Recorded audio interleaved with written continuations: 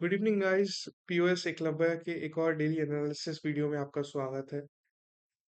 आज दिन है 5 जुलाई 2024 और टाइम हो रहा है 9:30 बजे। हम आज जो हुआ उसके बारे में ऑलरेडी एक रिकैप स्लैश एक्सप्लेनेशन वीडियो में यूट्यूब पे डाल चुके हैं। उसके अलावा हम आगे क्या करना है, मंडे कैसे ट्रेड लेना है या क्या ऑप्शंस हमारे पास अवेलेबल है, हम उसको डिस्कस करेंगे। सबसे पहले मैंने जैसे कल समझाया था कि ये एक रेंज है, हम 1 आवर टाइम फ्रेम पे है। ये एक रेंज है जो ऐसे से यहीं पे अटकी हुई है पिछले कुछ दिनों से। फिर वो रेंज ब्रेक होके नीचे आया एक सेल ऑफ, जो सेल ऑफ चला भी काफी टाइम तक, 1000 पॉइंट्स से ज्यादा। लेकिन एक गैप अप ने इसको खोल दिया, लेकिन ये रेंज स्टिल में अटका हुआ है। ये रेंज बट आज क्या देखने के लिए मिला है, ये जो रेंज थी ना, इसको इसने रिस्पेक्ट किया है और अब ये रेजिस्टेंस बन गई है। तो यहाँ पे यहीं पे मार्केट क्लोज हुई, जो इस रेंज का एकदम बॉटम था। अब हम इससे क्या देखें क्या समझें, वो अब आएंगे 15 मिनट्स टाइम फ्रेम पे। लेकिन हाँ, अभी यही समझ आया कि ये जो रेंज है करंटली, अब ये हमारे लिए रेजिस्टेंस बन गई है। अब आए 15 मिनट्स टाइम फ्रेम पे। आज हमने देखा मार्केट गैप डाउन खुला, एकदम से परचेज आई, बाइंग आई। वो क्यों आई मैं एक्सप्लेन कर चुका हूँ अपने एक्सप्लेनेशन वीडियो में। फिर से एकदम से सेलिंग आई और यहाँ पर एग्जैक्टली यहाँ पे अगर 15 मिनट्स टाइम फ्रेम पे हम डालें, वैसे तो बॉडी को टच करना चाहिए, लेकिन क्योंकि आज मार्केट बहुत वॉलेटाइल बहुत वियर्ड था, तो हम ये कंसिडर करेंगे। और जो कि हम देख सकते हैं, इसको हम ऊपर भी शिफ्ट कर दे बॉडी पर, तो ये जो एक रेंज थी ना, ये वाला, जहाँ से एक बार उस रेजिस्टेंस बना फिर एक और सेल ऑफ आया था, या फिर मोटा मोटी ये जोन, हम जोन ही कंसिडर कर लेते हैं क्योंकि मार्केट बहुत टेढ़ा चल रहा है आजकल। ये जोन जहाँ पे इसने पहले भी सपोर्ट लिया, फिर यहाँ पे रेजिस्टेंस बना और एक और सेल ऑफ आया। अभी के लिए यहीं से फिर बाइंग आई, और जो करंट हमारा हमने डिस्कस किया था, वही वो बना और यहाँ से फिर से एक सेलिंग आई, और अभी भी फिर से रेजिस्टेंस बन के वहां से फिर से सेलिंग स्टार्ट हो गई थी। 15 मिनट के टाइम फ्रेम में हम देख सकते हैं। अब हम क्या समझेंगे 5 मिनट के टाइम फ्रेम पे, ऐसे ऐसे और यहीं से वापस सेल ऑफ, मतलब यहाँ से फिर टच हुआ, फिर टच हुआ, फिर टच हुआ। तो अगर अब हमें आगे ट्रेड्स लेने हैं, हम 15 मिनट के टाइम फ्रेम पे जाएंगे। इसको इसको डिलीट करेंगे। 15 मिनट के टाइम फ्रेम पे अगर अब इसको सेलिंग लेनी है, तो जैसे कि हम देख सकते हैं यहाँ पे और इसके बीच में ना गैप है, जो पुराना रेजिस्टेंस है। हम बाइंग के लिए अब अभी थोड़ा सा अवॉइड करेंगे, क्योंकि मार्केट अगर इस रेंज में भी आ जाता है ना, तो ऑफ रहेगा। मतलब 200 पॉइंट अगर ये ऊपर गैप अप खुलता है, तो हम कंसिडर कर सकते हैं कि रीटेस्ट के साथ थोड़ा ऊपर जाए। बट मार्केट का जो सिनेरियो है थोड़ा बेरिश ही लग रहा है कि थोड़ा सा डाउनवर्ड जाएगा, क्योंकि मार्केट स्ट्रेच हो चुका है काफी।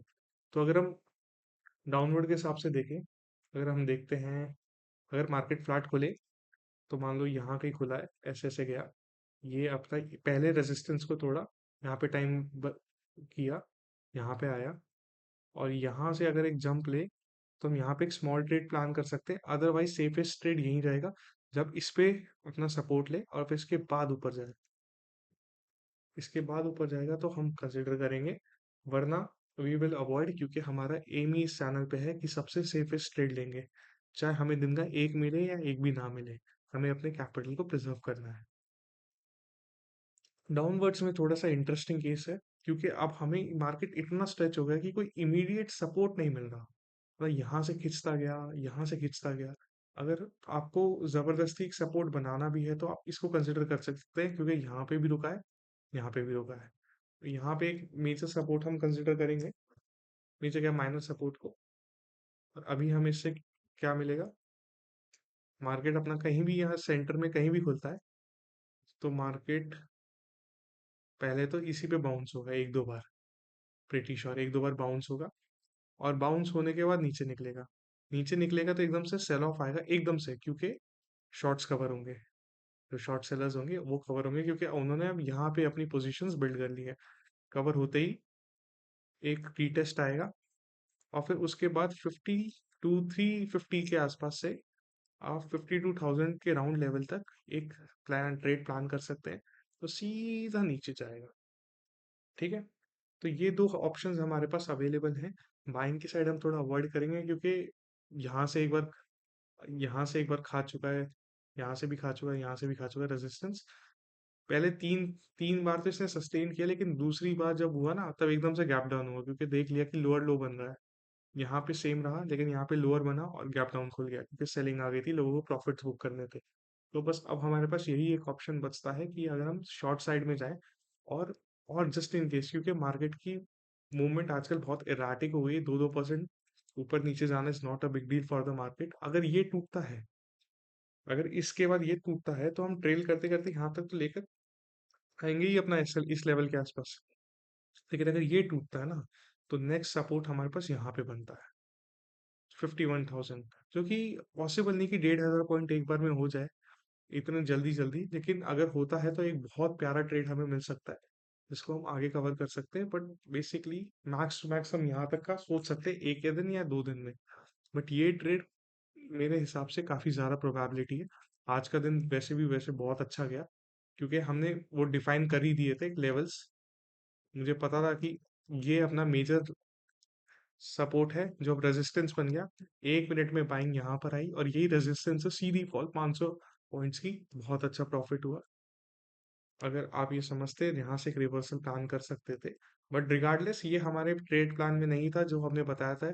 या तो इससे नीचे जाएगा तो हम करेंगे, नीचे ही खुला तो रिवर्सल्स पे अभी तक हम पहुंचे नहीं, और हम सेफ ही खेलते हैं, और इसके ऊपर तो कभी गए नहीं। तो बस आज के लिए इतना ही। कोई स्टॉक्स अगर मेरे को समझ आएंगे, जैसे मैंने आज आरबीएनएल और यस बैंक ट्रेड किया था। आरबीएनएल आपके 17-18% से दिखा सकता हूँ मैं। नहीं, ये नहीं है। वॉच लिस्ट, ये ट्रेड किया था 17% ऊपर। ये मैंने बना रखा था, इस तरह बहुत ऊपर निकल गया।